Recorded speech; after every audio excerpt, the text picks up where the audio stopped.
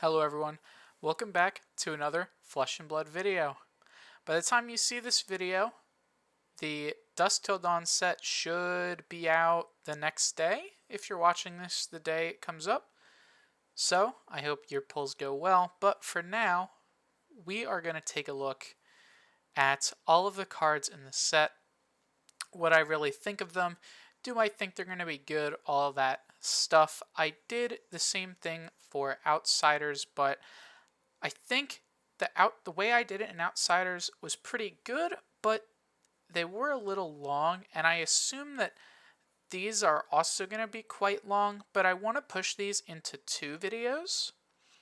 I think for this video, we're going to do all the light cards and all the other class and trait cards, and then in the next video, we're going to do all the shadow cards alongside all of the other like generics and stuff. The reason I want to do it like that is because light and shadow are the main bulk of the set. So if they're in the same video, that video is going to be super long and the other video is going to be pretty short. So I want to put a big section and a short section together, like light and all the other class and trait stuff. And then the next video we'll do shadow and generics. So I think that'll be fine. We're going to be talking a lot about Prism and Bolton in this video alongside some of the other classed stuff, obviously, since this is the first part. So with that said, let's try to get this video moving, and let's start by taking a look at Prism, Awakener of Soul. Prism, Awakener of Soul is a brand new light illusionist hero. She starts with 32 health and a base of 4 intellect. She has the effect whenever a card with Herald in its name is put into Prism's soul during an action phase, you may search your deck for a Figment and put it into the arena. Then shuffle your deck. Prism has a second ability of once per turn instant, pay 2 resource, and banish a card from your soul to awaken target Figment you control. Prism also has a young version of this set called Prism Advent of Thrones with the same exact effects and obviously half the HP at 16. This is a brand new Prism for players that love playing Light Illusionist back when Monarch was around. This new Prism looks to try and not be as oppressive as the previous one was, mainly from the strength of the old Prism's weapon Luminaris. Thankfully, this one doesn't have access to it since it is Living Legend, but we do have some nice fun tools to play with, such as the Figments, which we will talk about after I talk about the new Prism's weapon and legendary equipment. The new Prism's weapon is a Luminaris, but not the familiar one we are accustomed to. Luminaris Celestial Fury is a light illusionist weapon scepter that is 2-handed. It has the effect once per turn instant for 2 resource. Target angel attack or attack action card with Herald in its name gets Go Again. This is an effect that can allow us to play 2 Heralds a turn, since all of the Heralds don't have Go Again. They got Go Again from Luminaris. So this is a way we can play 2, or a way we can maybe attack with 2 Angels in a turn, which the Angels are connected to the Figments. Since this is probably the only weapon you'll see Prism play, I do think it is pretty good. Obviously, there will be people that will still play Iris Prism, or a new weapon that we will talk about when I talk about the other classed cards. But I do think that Luminaris Celestial Fury is a pretty good signature weapon for the brand new Prism. Light Illusionist gets a brand new legendary in this set called Empyrean Rapture. Empyrean Rapture is a Light Illusionist chess piece, and it has the effects: if a card with Herald in its name has been put into your hero's soul during your turn, The first hero ability you activate this turn costs 2 less resources to activate. Empyrean Rapture also has the ability of once per turn instant, 1 resource. This gets Ward 1 until the end of your turn. It's a way for Empyrean Rapture to be able to defend yourself, which is fine, but you're mainly playing this for the first ability. Pretty much, this says if you've procced Prism this turn, you can flip an angel for free.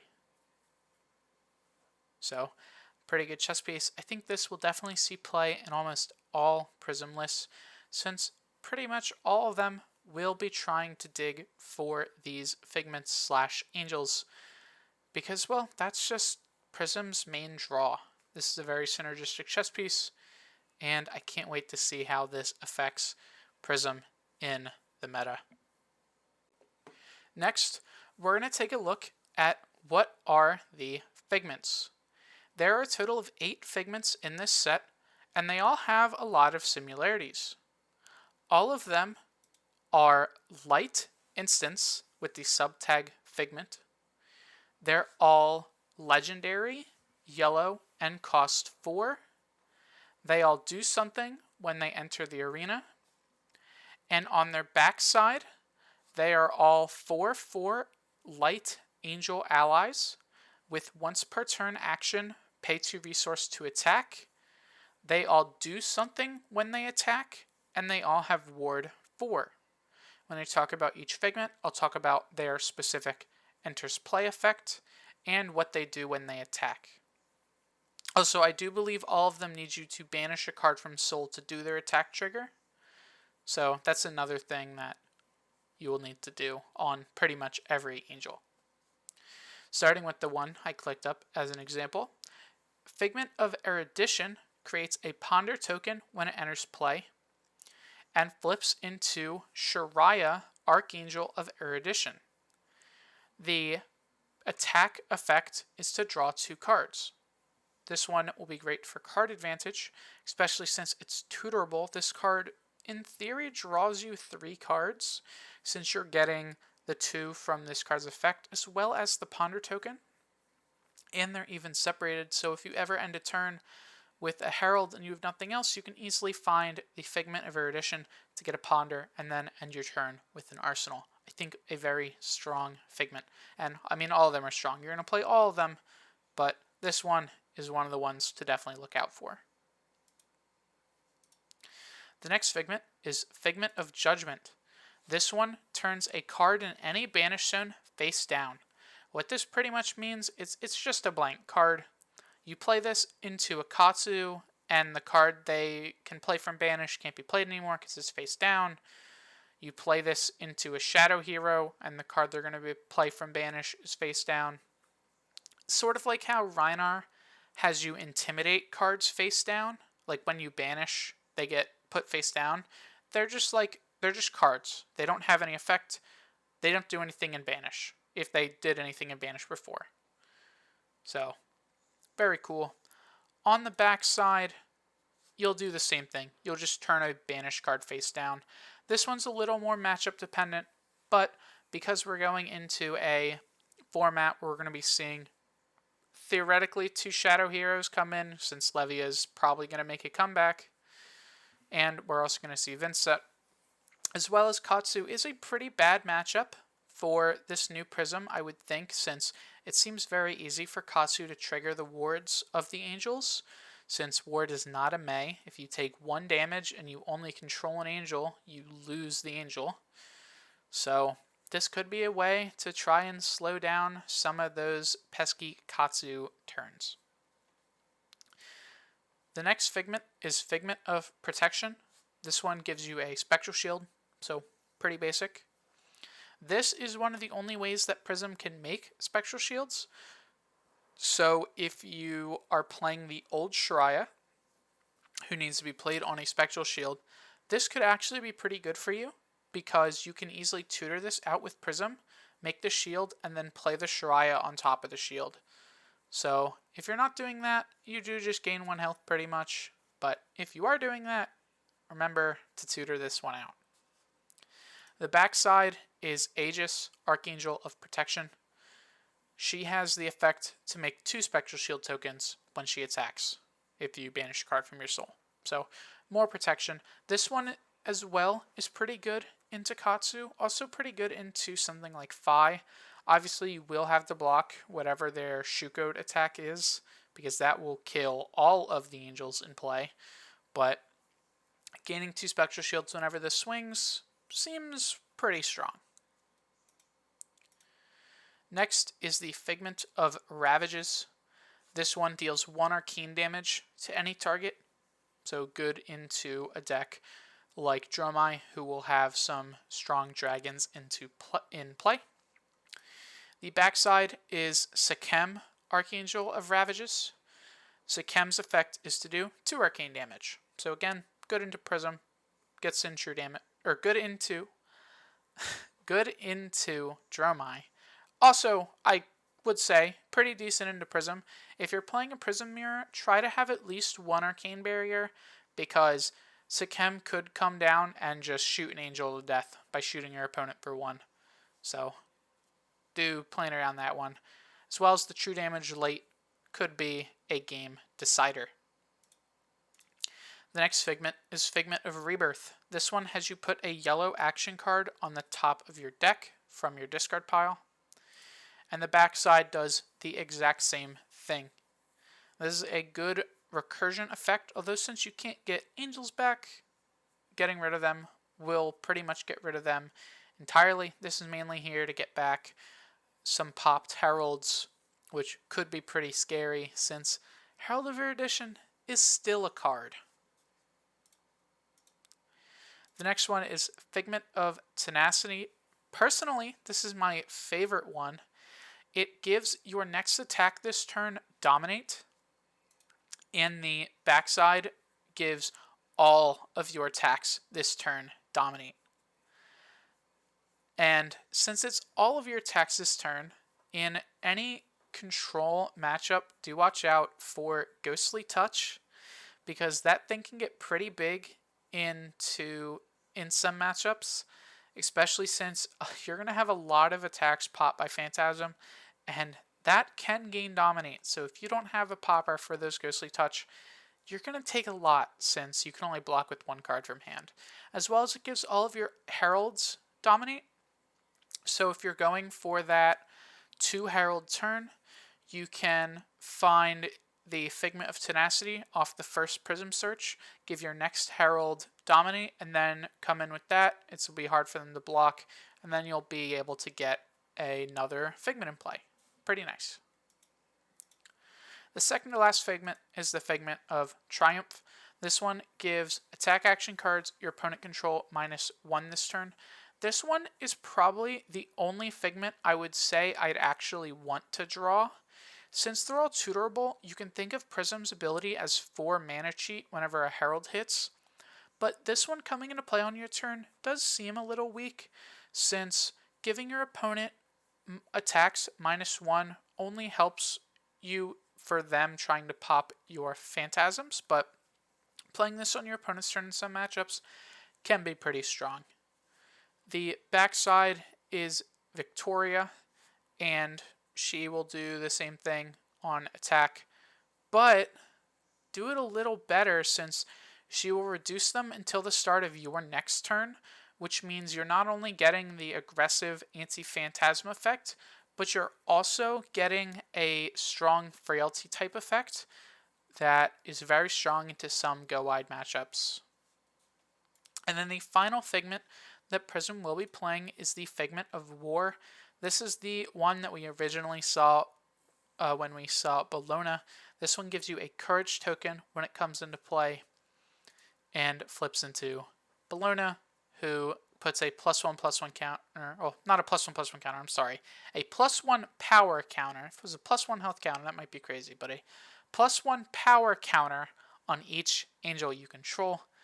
Very strong when you're easily able to defend your angels, because there will be a matchup probably where you'll be able to defend your angels super easily. Bologna can come down and just let you snowball out of control. She also seems really strong at the end of the game, because slowly ticking up your angels will make your opponents block with more cards, which will make them a lot harder to deal with and let you close out a game very easily. In all, I think all 8 Figments will see play in pretty much every Prism list.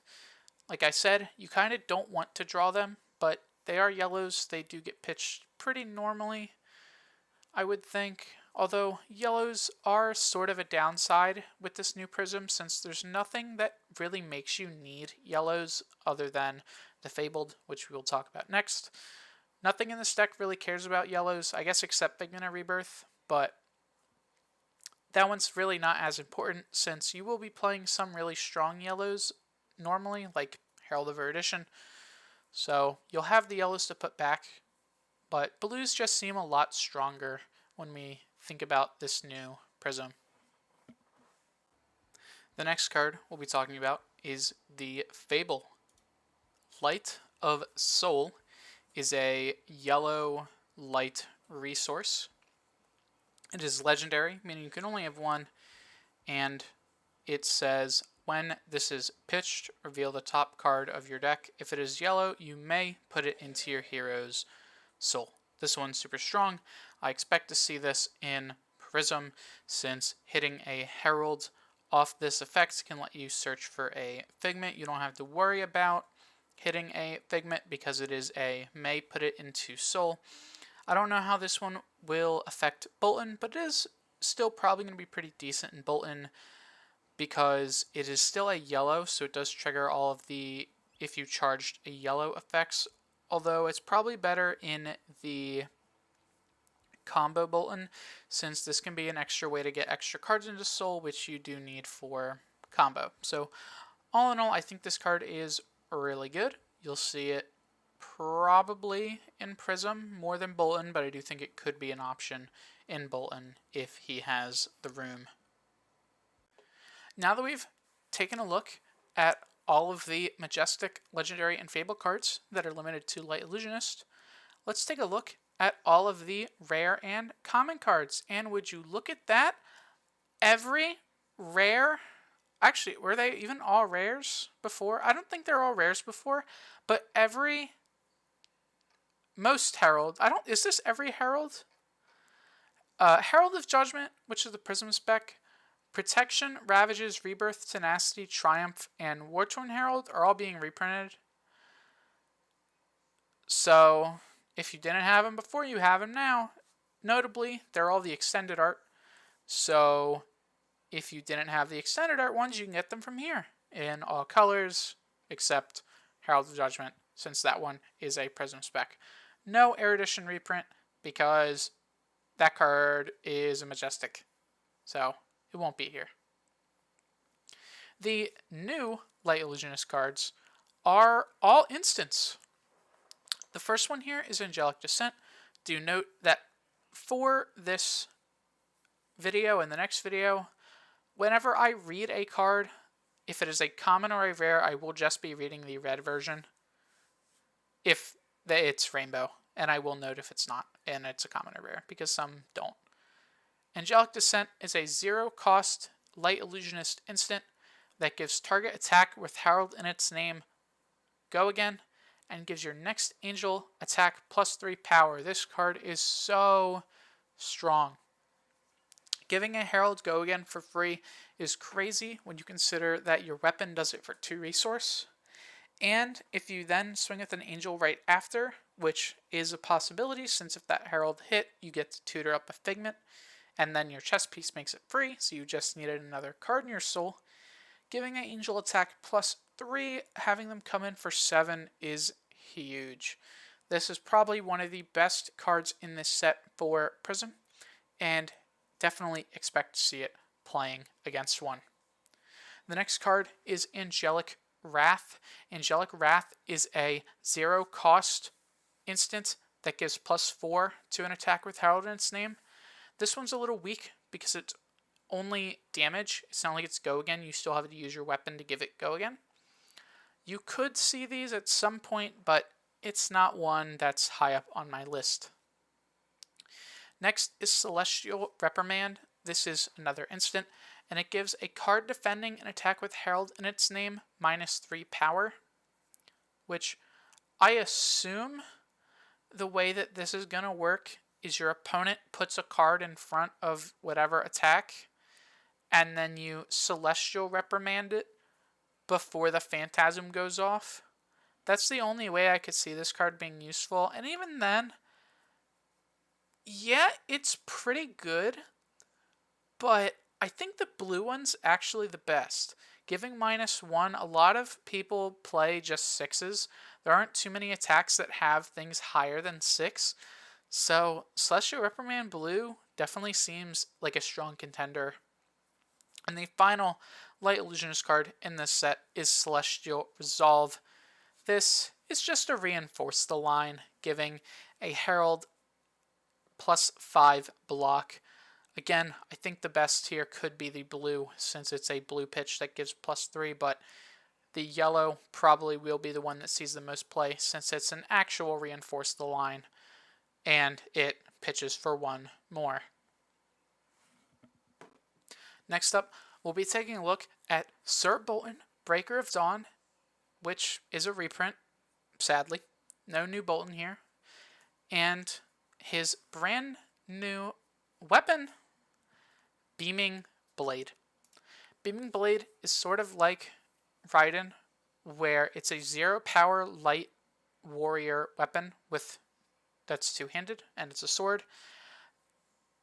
But it triggers a little differently. Beaming Blade is a 2-cost attack at once per turn, saying if a yellow card has been put into your hero's soul, this gets +5. So you can think of this as a 2 more resource for 2 more damage, but it is a little more restrictive. And I want to talk about this now. It's sort of a problem I have with these new Bolton cards, is you need a yellow to have them work. Now, some yellows are absolutely great. When we take a look at some of these cards, you'll see Bolton has a lot of strong yellows, mainly the Bannerettes, because they get benefit from you charging them. So charging a yellow will be sort of easier to do, but a lot of these cards do have you specifically charge a yellow, so getting a bad hand could really mess you up. Do I like this better than Raiden? I don't think so, but I think if your deck's built a certain way, the 2 for 5 is better than the 0 for 3. So keep a lookout on this one.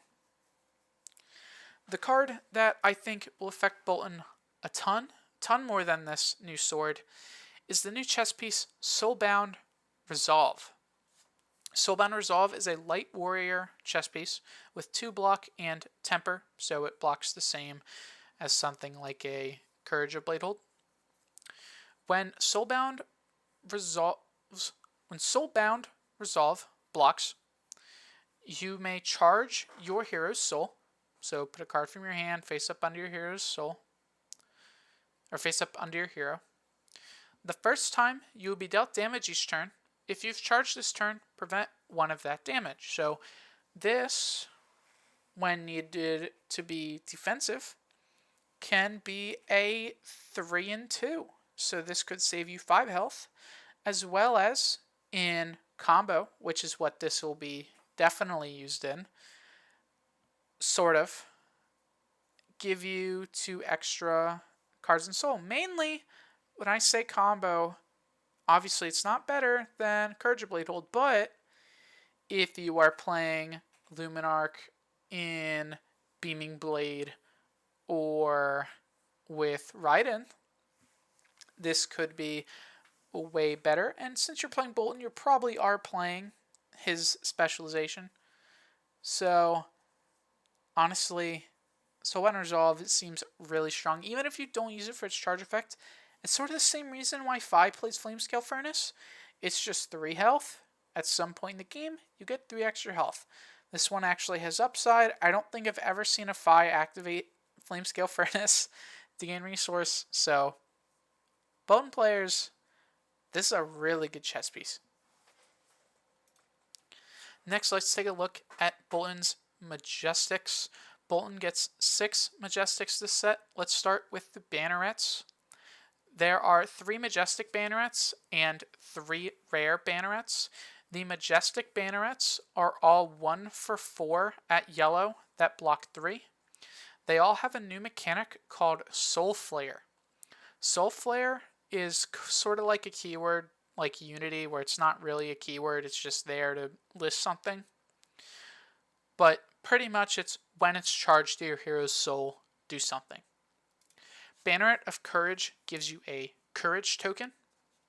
Banneret of Gallantry gives you a Quicken token. And Banneret of Protection gives you a Spellbane Aegis token. I think the Spellbane Aegis is definitely the weakest, but the Quicken and the Courage token are absolutely insane. We'll talk about Quicken tokens, or we'll talk about Courage tokens a little later. But Quicken tokens, as we know, give go again. Well, I guess we can talk about Courage tokens now. A Courage token give, if I can scroll down to it, a Courage token will give, it's not going to load. I'll just say what it does. A Courage token will give +1 power to your next attack or weapon swing. So it's sort of like a Quicken. It procs the same times, but it will give you +1 power instead of go again, which is super strong for Bolton because he gives attacks with increased power go again. Very nice. As I said, Spellbane Aegis seems pretty weak, but I'm sure it'll see play at some point because even just a 1 for 4 that blocks 3 at yellow isn't bad in Bolton. Looking at Bolton's other Majestics, Beckoning Light is a 0 for 3 with 3 block at red. As an additional cost, you may charge your hero's soul, and when a yellow card is charged this way, whenever an attack action card hits this combat chain, you may put an attack action from your graveyard on the top of your deck. This one seems pretty strong, allowing you to get some recursion, but it's definitely not the strongest, especially when we compare it to the next one, Spirit of War. This one is the same type of effect where when you play it, charge, just a normal Bolton thing, but if you charge the yellow card and whenever attack this chain hits, but this time you'll make a Courage token, which means now whenever you hit, you'll get a Courage token, so you guarantee the buff on your next attack, which means you can Bolton it. If that attack hits, your next attack will have a Courage token, so you can Bolton that. Really good. This card will definitely see play. Not so much about Beckoning Light, but I could see a reason to want to include it inside of a deck. The last Light Warrior Majestic in this set is Prayer of Bellona. This is a 1-cost yellow action with 3 block. It gives your next attack this turn +2, and you reveal the top card of your deck. If it's a yellow, put it into your hand, and then you charge your hero's soul. So it is sort of replacement, I guess, more of card selection, and it gets you a card in your soul if you reveal the yellow, so it's really not terrible. I think this card will see play in Bolton decks, so do expect to see the Prayer of Bellona. Next, moving on, we're going to take a look at the rares and commons that belong to the Light Warrior class. We have the 3 remaining Bannerettes. All of these, again, are yellows that block 3, but this time they're 0 cost and have 3 power. Banneret of Resilience gives your next action you defend with this turn +1. This one's a little better when it's charged with the chess piece. Banneret of Salvation gives your next attack gain a life if it hits. Well, it doesn't give it to the attack, but you gain a life if you hit an attack this turn. And the Banneret of Vigor is definitely the best one here. It gives you a resource the next time you hit this turn. So that one's definitely going to see some pretty strong use with the Beaming Blade or just any 1-cost attacks like a Take Flight, for instance. Next is Beaming Bravado. This is a 0 cost, 3 power, 3 block. It says it's an additional cost. You may charge your hero's soul. And if you charged a yellow card this way, gain +1. Another issue I have with these Bolton cards is they say this way and not this turn. I think all of the old ones say this turn. So you really only have to charge once, but if you play multiple of these, you will have to charge for each one to get the bonus effect. Luckily, this one is a strong bonus effect, so you will definitely see the Beaming Bravado in at least red, possibly yellow because you need to charge the yellows, and even blue, since it's a blue that could come in for 2. You could give it go again with Bolton. I think this one's pretty nice. V for Valor is up next. This is a 0-cost aura that blocks 2.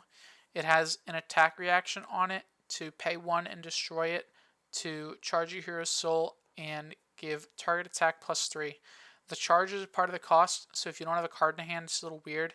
It's sort of a face-up Razor Reflex, but it's a lot worse than Razor Reflex. You could prep it early, which is fine, but not as strong. I don't think V for Valor will see any play. Next, moving on to the commons. Glaring Impact is a 1-cost 4-power with the same charge your hero's soul and if a yellow card was charged mechanic. This one gets overpower, not as strong, especially when it's only 4 power. So it's like saying that this gains Dominate or something. It's 4 power. Yeah, if you pump it, it's strong, but its just base isn't as strong. Light the Way is the same as all the others, but this one has to hit to get its bonus effect, and it will gain go again. So obviously though, if you play the red and your opponent blocks with a card that would trigger Bolton, it's going to be 4 and go over. So I think this card is strong enough to see play at red. Don't know about the other colors, maybe blue, but I think this one is strong.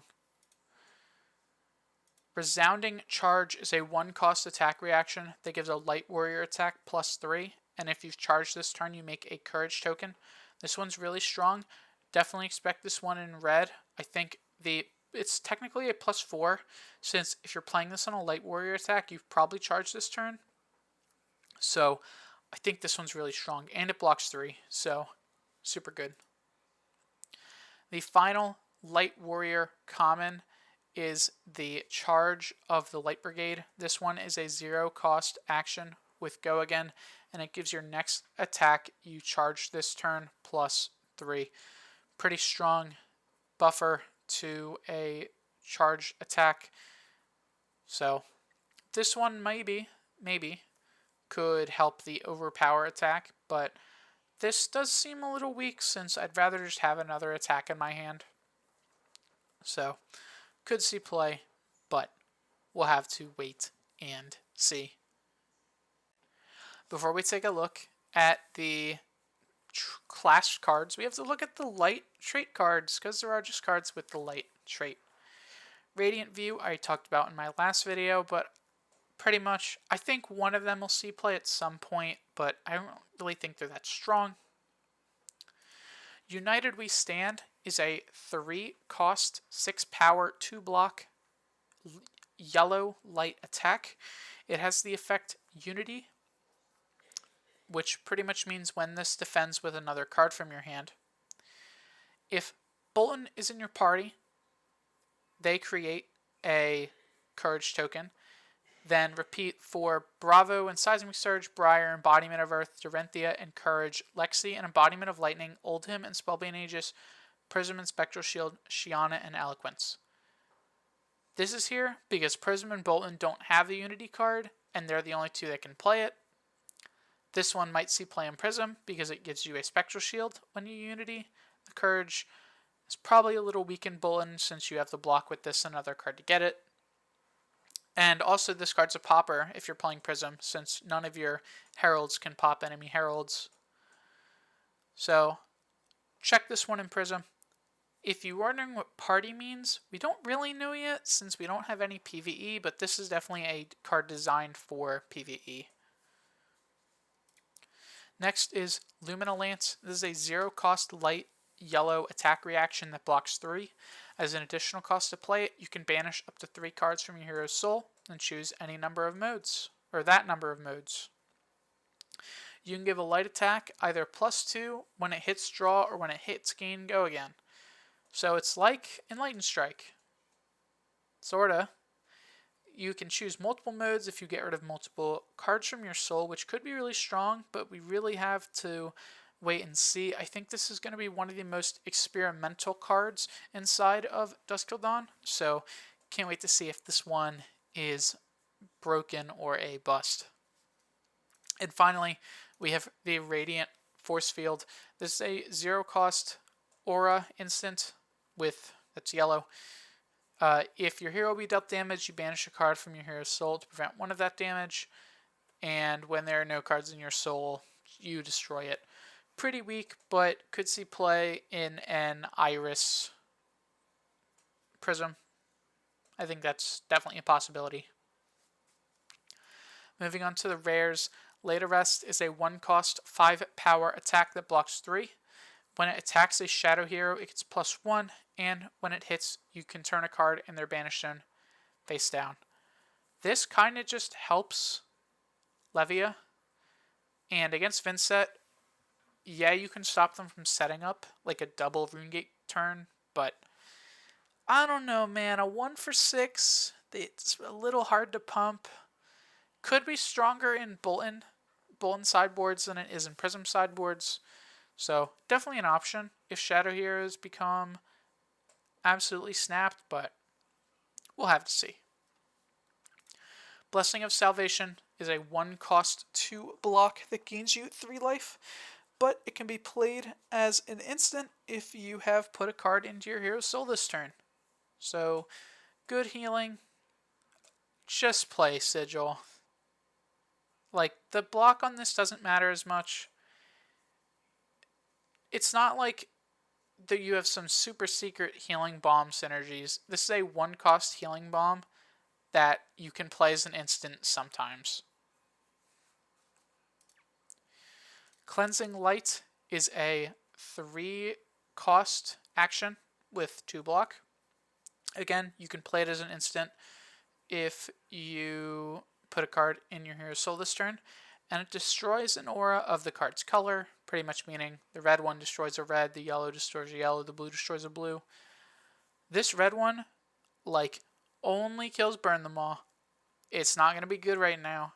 The yellow will see play if Iris Prism ever comes in, or for some reason yellow auras are really broken in the new Prism, just normally. And the blue could see play for a similar reason, I guess, if the blue auras do see a lot of play. So this card's a nice tech card, but probably not going to be the best. Although it is a quite nice blue if blue auras do become really strong, which I think some of them will be, like the one that removes Phantasm could be pretty strong. Blistering Assault is a 2-cost 5-power attack with 2 block. It has, if you have a yellow card in your pitch zone, this gets go again, sort of like a Zealous Belting. Actually really good.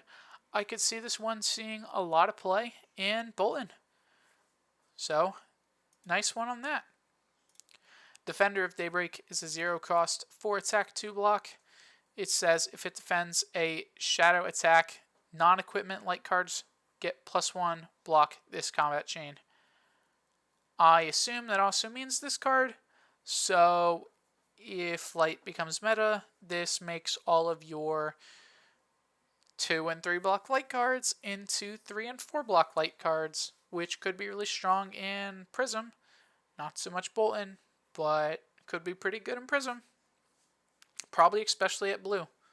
So, could see play. Searing Ray is a 1-cost 4-power attack. If you have a yellow in your pitch, this gets +2. Pretty strong. This is 2 block. Similar to Blistering Assault, really good. Issue with this is it costs 1 instead of 2 and needs you to have a yellow in your pitch, but if you played like another 1-cost, like, it doesn't feel as good because you're not paying exactly, but still a 1-for-6 is strong. Might see play at some point. And the final light card in this brand new set is Break of Dawn. This says the next time a shadow source would deal damage this turn, you prevent 4 of it. Pretty much most of these base light cards are either here to hose light decks, or hose shadow decks, or be good in light decks. Similar to the shadow cards, most of them are going to be against light decks and or designed to be decent in shadow decks. But there have to be pack shaft, there have to be excuse me, there have to be commons. What better to fill them in with just like generic cards that could see play if something is too strong and you need a direct counter.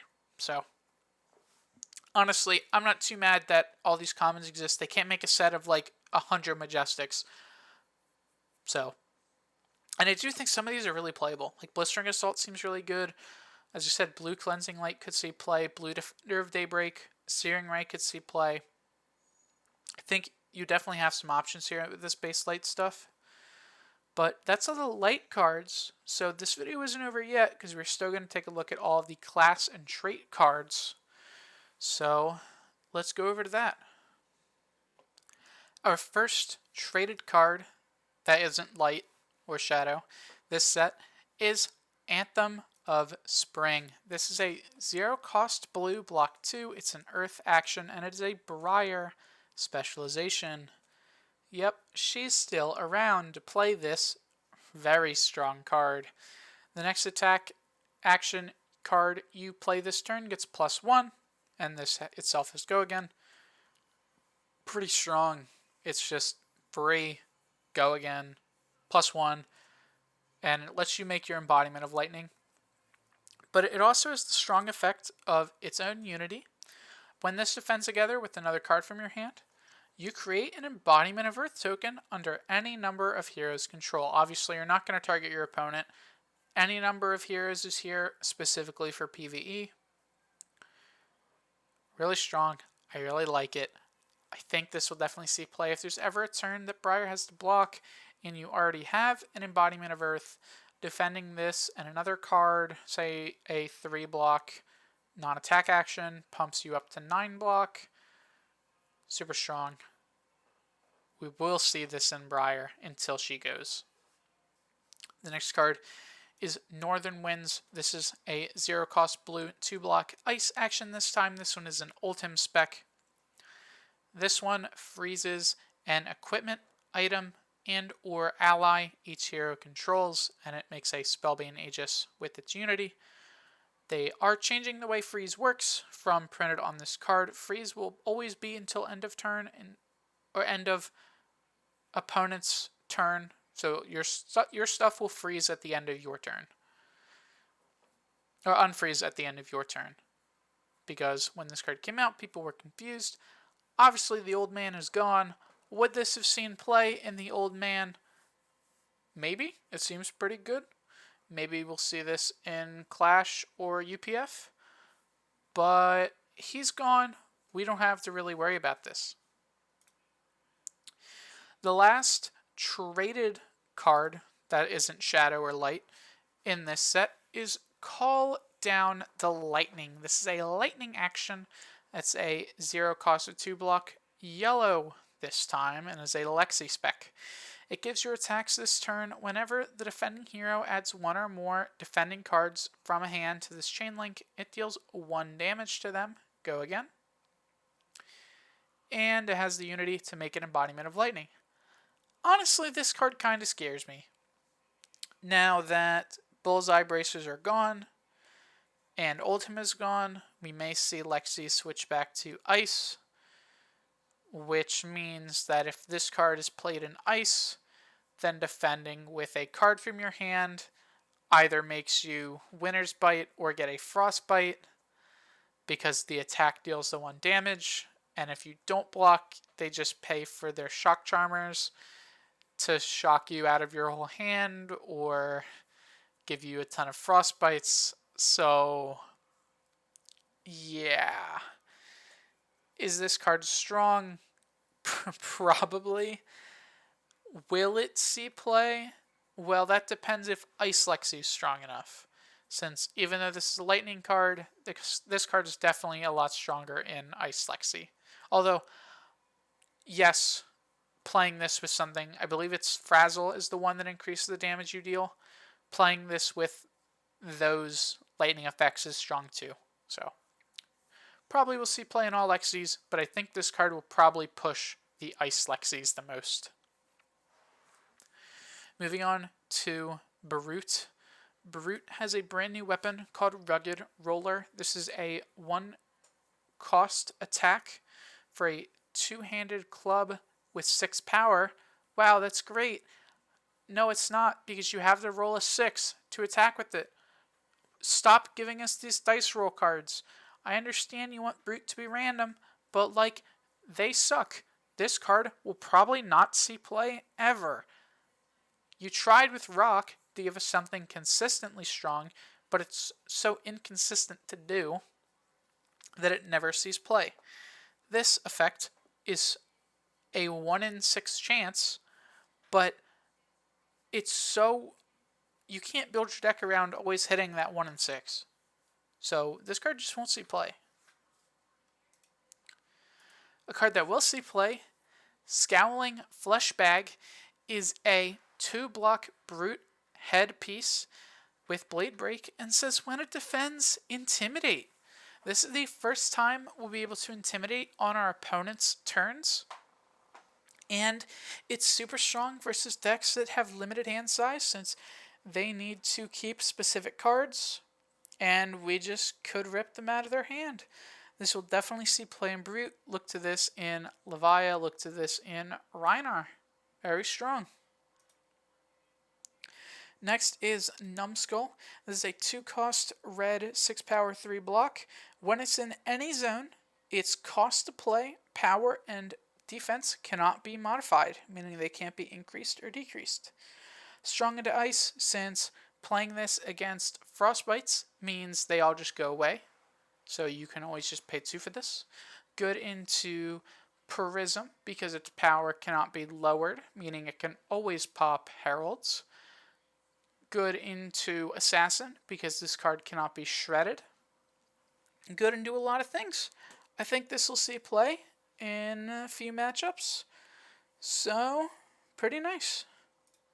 The last Brute card is Dig Up Dinner. This is a 1-cost blue, 3-block action. Choose 3 random cards in your graveyard. Shuffle all actions with 6 power or more back into your deck. Then gain that much health. And then banish Dig Up Dinner. And then just go again. Pretty good. I think this could be a blue that sees play, but I'm not too hopeful. Rhinar is in the big need of blues. Levia not so much, since her card pool is so much more. But Rhinar really needs blues. This might not be a blue that he would want, but it is some recursion, so you could see this taking up some remembrance slots. Next is the 1 Guardian attack the set, Starstruck. This is a 7-cost yellow Bravo specialization. It is 10 power and 3 block. It is Crush. When this deals 4 or more damage to a hero, the only attacks they may play or activate during their next turn are attacks with base power greater than the damage Starstruck dealt. It also has Unity to make a Seismic Surge token. Really strong. You'll definitely see this in Bravo. This seems just like extra copies of Crippling Crush. Obviously not as strong, 1 less power, arguably weaker Crush effect, but definitely will take turns away from opponents, similar to what Crippling Crush can do. Next up, we have the Warrior cards. Decimator Great Axe is a 3-cost 2-handed axe that comes in for 4. The first time it is defended by a non-equipment card each turn, you have the base block of the defending card rounded up. Could be pretty strong, but doesn't really seem to have a home. Dory definitely wants a Dawn Blade, and Bolton seems like he either wants Raiden, Beaming Blade, or Sabers, so probably won't find a use. And as well as Jubiel is pretty strong, so not too much room for other weapons. Bastion of Unity is a offhand with 1 block for Warrior. It has Unity to gain +1 and also has Temper. It's alright. I wouldn't play this with the Saber. since, I don't know, I feel like having 2 sabers is a little stronger in most situations, so this card just kind of niche since all of the other warrior one-handeds we have are all really good with another warrior one-handed. Right? You're not going to play this with axes. You're probably not going to play this with a dagger.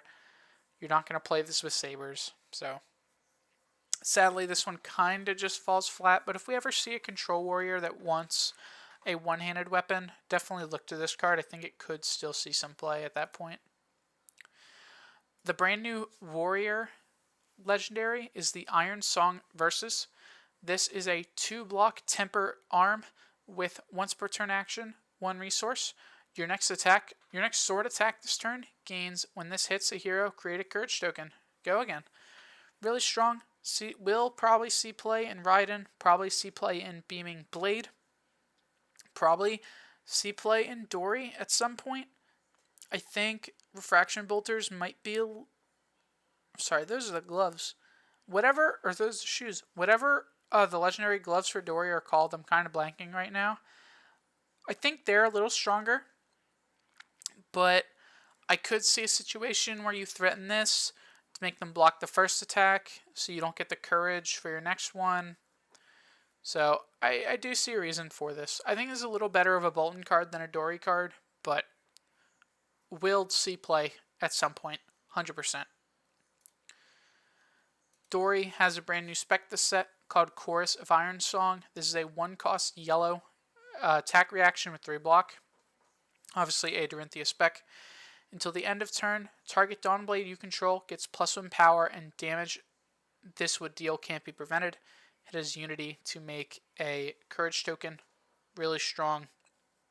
Will definitely let Dory deal with Prism because it would have seemed very hard for her to do so, but with this card, she definitely has a shot. Last warrior card this set is Morlock Hill. This is a 0-cost warrior instant that's blue. The next time you would be dealt lethal damage this turn, you may banish Minerva Themis from your hand or arsenal to prevent that damage.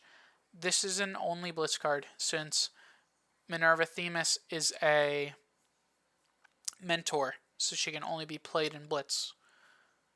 Probably won't see play in Blitz, but it's there. Sure. This is more of a flavor. This is more of a lore card than a practical card, so it's fine.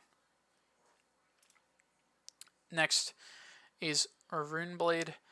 We have the Scepter of Pain. This is a one-handed scepter. It has the once per turn action of paying 2 resource to do 1 arcane damage to any opposing target, and you make a rune chant for each damage dealt. I don't know. It won't see play in Vincent. I think Whip is stronger, or Flail is stronger, and probably won't see play in Utige Viz. So, whatever.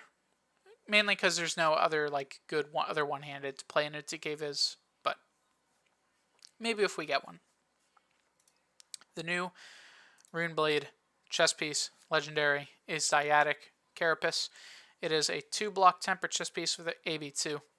It's fine. This is the Scalata replacement since they full ban Scalata.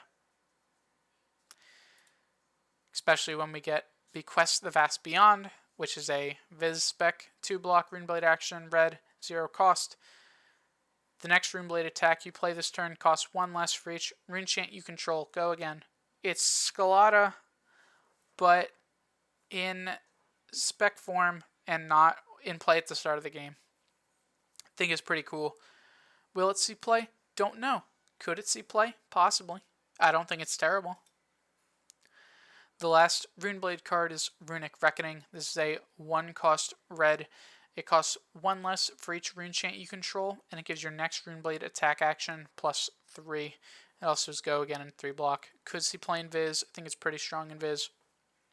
Probably won't see play in Vincent, but it is an option. It is free, technically, because you always have a rune chant, pretty much, and all your RuneGate cards are Rune Blade cards, so I could be wrong. Could see play in Vincent. Problem with it is it's not Shadow, and it doesn't make a rune chant itself, which is its issues, but I do think it is a strong card, and you will definitely see it at some point. Next up is the only shapeshifter card that isn't a hero, Alluring Inducement. This is a 2-cost yellow with 2 power and 2 block. It is a Shiana specialization. When this attacks, the defending hero reveals their hand. You may choose an attack card revealed this way. If you do, this becomes a copy of the chosen card. Unity, create an Eloquence token. So this could be used to take anything, really. I mean, this is really a blitz-only card because we don't have a constructed Shiana, but a nice card for Shiana decks. I think she'll definitely enjoy playing this one. I said it earlier that Iris might have a replacement. Reality Refractor is a illusionist orb, 2-handed, that gives all illusionist auras you control +5 base power and once per turn action 2 resource to attack. I think I said earlier that 1 light aura could be played with this. I guess I was under the impression that it didn't count only light auras. I'm not sure if Iris does or doesn't, or only illusionist auras. I think Iris is any aura, but I'm not sure now, since I thought this also said any aura. So if you can't play that with Iris, that card's just terrible, because you can't play with this. But I do think this is okay. I could see a reason to want 2 for 5 over 3 for 4 with Go Again. If you're playing more of like an attack or a hybrid, like how Empress Dromai plays a lot of attacks into whatever dragons, sort of like that, where you probably do this with Prism, since her auras are better. You play whatever aura, you have whatever aura in play, you play a something with Go Again into your aura swing. Or you play a Herald and play the instant that gives the Herald Go Again. Something like that. Even like Razor Reflex or something, which probably won't happen, but you know, you have the options for just a stronger hit. It's there. Diadem of Dream State is the new illusionist head. This is a once per turn. When this or a non-token permanent you control with ward is destroyed, you may pay a resource. If you do, create a ponder token, ward 2. Seems pretty weak. Probably won't see play. I'm waiting until we see a normal illusionist. That's something that I hope we get sort of soonish, is a non-traded illusionist, because I think a lot of these random illusionist cards that won't see much play in Prism or Dromai will really shine when we don't have a trait making all of the specifics really work. So I think that could be a pretty cool like Spectral Shield based illusionist and ward based. Obviously old Prism was that, but she was a little too good, so something a little less good than old Prism. I think this could shine, but as of right now it really doesn't do much. Flicker Trick is a 0-cost red defense reaction for Illusionist. It is 5 block. And Mirage. Mirage is a new keyword. It's pretty much the opposite of Phantasm. When it's defending a non-illusionist card with 6 or more attack, destroy it. This will be good against illusionists, obviously, since it can't get popped. This will be good against ninjas, since they have a lot of 5s. Yes, they could pump over and break this, and it could be pretty sad, but most of the time it will be like 5. Same as Lexi. Lexi has a lot of 5s, obviously, could get pumped over, but a strong block if they don't have the pump. I could definitely see this card seeing a lot of play in Illusionist. And it's red, so it's good in Dromai. It's a good block, so it will probably be good in Prism. And the final card that we'll be talking about in this video is Lost in Thought. This is a 1-cost red action with 2 block, and it says look at target hero's hand and choose an action card. If you do, they put that card on the bottom of their deck and create a ponder token. Go again. Sort of a Phantasmaclasm type effect that doesn't give them the card right away and takes it away until the end of their turn, which is so much stronger. Play this against an opponent that you think has a popper, take their popper, or play this against Alexi, take their arrow, and they might not have another arrow they can play. Play this against, a Guardian, take their best attack in their hand away. There are so many things that this card can do. This card is absolutely crazy. Probably will be a lot better in Dromai since she cares more about the reds than Prism does, since in Prism this could be a little weak since it is a red, but I think this is a super strong Illusionist card. So, it seems that we made it to the end of the video. I thought I could do this one in a shorter time, but it looks like this one's also going to be pretty long, so if you are listening to this, that means you probably stuck around. Thank you for watching the whole thing, or even if you just watch clips of it, you're here listening to me talk at the end. Thank you. Set releases are always something I enjoy, since it lets us get new cards and experiment with brand new things. In the upcoming weeks, which next week will be the Shadow and Generic, so not next week, but in the weeks after, we'll probably be taking a dive into these brand new heroes and looking at a deck list that I think could be pretty strong for them. I already have a Vincent list that I think is pretty good, a Levi list that is being tested right now. I haven't really touched Prism or Bolton just yet. And we also could have some deck lists for some of the other classes who got cards. Something like, I don't know, Briar just got a new card. Lexi, Dorinthia, Viz, they got new cards. So maybe we take a look at some of them, but for now, thank you all for watching the video. I hope you enjoyed, and I will see you all in the next one. Goodbye.